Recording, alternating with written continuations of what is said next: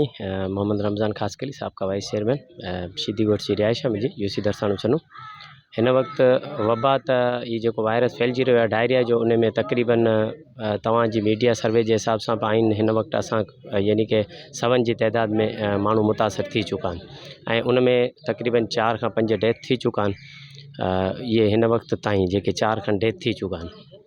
उन में जेको आहे सो तव्हां वजह पुछो पिया, वजह त मेन रीज़न पाणी जो आयो आहे, जंहिंमें जाम साहब जाम अब्दुल करीम ऐं पंहिंजो साजिद साहब जी फोकल हिदायत ते DC साहब भी अचण वारो आहे ऐं उनखां अलावा DHO साहब ऐं ज़िले इंतज़ामिया जेकी डिस्ट्रिक्ट इंतज़ामिया उन में जाम मामन साहब वाइस चेयरमैन ऐं DHO अॼु डिस्ट्रिक्ट डायरेक्टर भी PPHI इहे तक़रीबन 4 ॾींहं खां वठी राब्ते में आहिनि। हर को पंहिंजो रूल अदा करे पियो। हिकिड़ी वबा आहे, हिकिड़ो त अल्लाह खां दुआ घुरणु खपे त इन वबा खे अल्लाह पाक जेको आहे सो ख़तमु फरमाए।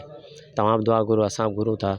बाक़ी उनखे कंट्रोल करणु लाज़मी इंतिज़ामिया जी ज़िम्मेवारी आहे। असां समाजी माण्हुनि जो रूल्स जेको बि अचे थो ॻोठाणनि जो, असां बि उन्हनि सां ॿांह ॿेली आहियूं। वक़फ़नि पंहिंजे माण्हुनि जी मालिकी करणु हर वक़्तु जहिड़ो बि असांजो असबन हाल आहे असां बीठा आहियूं। बाक़ी इदारा बि पंहिंजे तरीक़े सां कमु हाणे एक्टिविटीज़ में अची विया आहिनि। DHO साहब बि 3 ॾींहं थिया आहिनि कंटिन्यू अचे पियो ऐं तालाब जी सफ़ाई बि डिस्ट्रिक्ट कौंसिल जे तरफ़ां थी जेको आहे सो 2 तालाब साफ़ थी चुका आहिनि ऐं 3 जी थिए पई।